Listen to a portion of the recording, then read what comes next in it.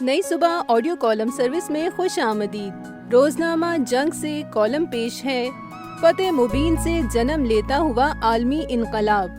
Column نگار ہیں الطاف حسن قریشی اور آواز ہے نادیہ صبا کی۔ اگر آپ نئی صبح کی آڈیو لائبریری سے مستفید ہونا چاہتے ہیں یا پھر ہمارے ساتھ والنٹیئر کرنا چاہتے ہیں تو وزٹ کیجیے ہماری ویب سائٹ www.naisubah.org naisubah.org۔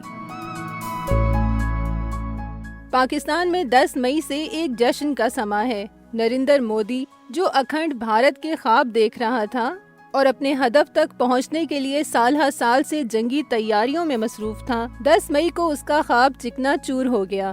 اس نے 22 اپریل کو ایک خونی ڈرامہ رچایا جس میں مقبوضہ کشمیر میں پہلگام کے سیاحتی مقام پر 26 ہندو سیاح تہہ تیغ کر دیے گئے، اور گجرات کے قصاب نے پاکستان پر الزام لگایا کہ پاکستان سے دہشت گرد آئے اور انہوں نے چن چن کر 26 ہندو سیاح موت کے گھاٹ اتار دیے۔ بھارتی میڈیا نے عالمی حمایت حاصل کرنے کے لیے بہت واویلا مچایا۔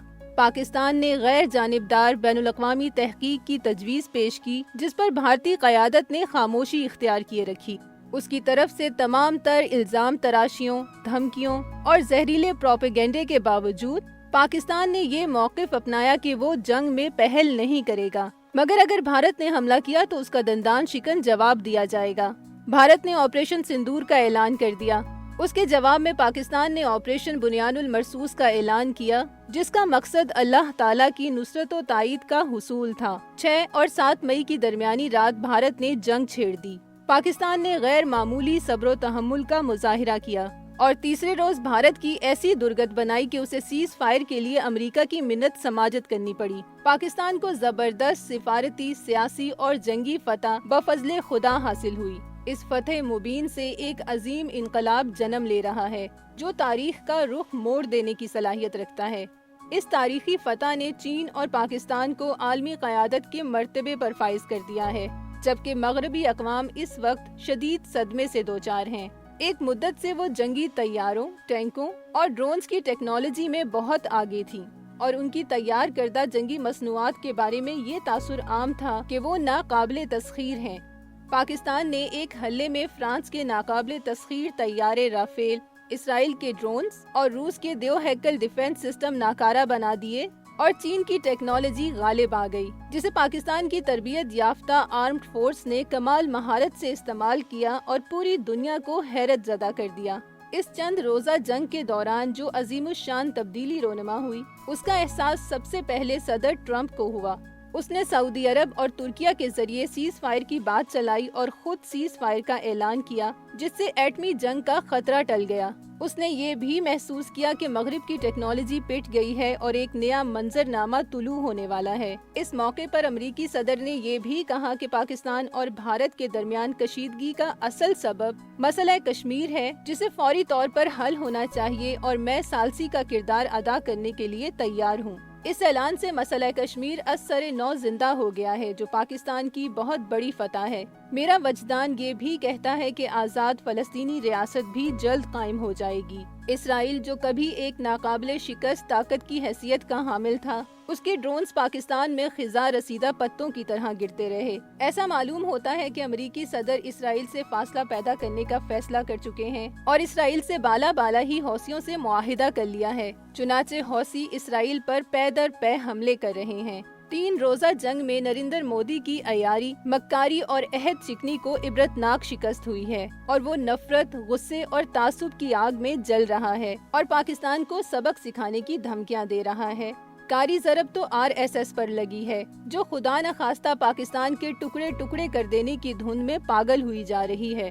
اس پورے منظرنامے میں امید کی کرن یہ پیدا ہوئی ہے کہ بھارت میں نریندر مودی کے خلاف آوازیں بلند ہو رہی ہیں اور اس کا نام سرنڈر مودی پڑ گیا ہے۔ ہمیں ان عناصر کے ساتھ رابطے بڑھانے چاہیے جو ان کے نقطہ نظر سے اختلاف کرتے اور جمہوری اقدار کو فوقیت دیتے ہیں۔ بھارتی قیادت کے غلط اندازوں کے نتیجے میں جو انقلاب ظہور پذیر ہو رہا ہے، اس کی روشنی میں پاکستان کو بھی اپنے داخلی معاملات کا جائزہ لینا اور خارجی حکمت عملی میں استحکام پیدا کرنا ہوگا۔ اللہ تعالیٰ نے ہمارے ملک کو عالمی قیادت پر سرفراز کیا ہے، تو ہمیں اس کے تقاضے پورے کرنے کے لیے اپنے اندر بہت بڑی تبدیلی لانا ہوگی۔ سب سے پہلے فرسودہ تصورات اور پرانے تعصبات کو خیر بات کہنا اور خود اعتمادی اور خوش امیدی کو فروغ دینا ہوگا۔ ماضی میں بعض حلقے فوج کو ہدف تنقید بناتے اور اس کی تنصیبات پر حملے کرتے آئے ہیں۔ اسی ذہنیت کی کوکھ سے 9 مئی نے جنم لیا تھا، جبکہ 2 سال بعد 10 مئی کو ہماری مسلح افواج قوم کی آنکھوں کا تارا بن کر ابھری ہیں۔ میرے وہ بھائی جو سیدھے راستے سے بھٹک گئے تھے، انہیں کھلے دل سے اپنی قوم اور مسلح افواج سے معافی مانگنی چاہیے۔ اس سے مصالحت اور مفاہمت کے دروازے کھلتے جائیں گے اور دلوں کی رنجشیں دور ہوتی جائیں گی۔ اس کے علاوہ ہماری قوم کے اندر وہی قوت ایمانی پیدا کرنی ہوگی جس کا مظاہرہ ہماری فوج کے سپہ سالار سید عاصم منیر نے جنگ کے دوران کیا اور پوری فوجی مشنری کو اسلام کے نور سے منور کر دیا۔ دوسری اہم بات یہ کہ ہمیں چین کے ساتھ دوستی کے رشتے مزید مضبوط کرنا ہوں گے، کیونکہ اس نے مشکل کے وقت پاکستان کو ہر وہ چیز فراہم کی جس نے ہمیں فتح سے ہمکنار کیا۔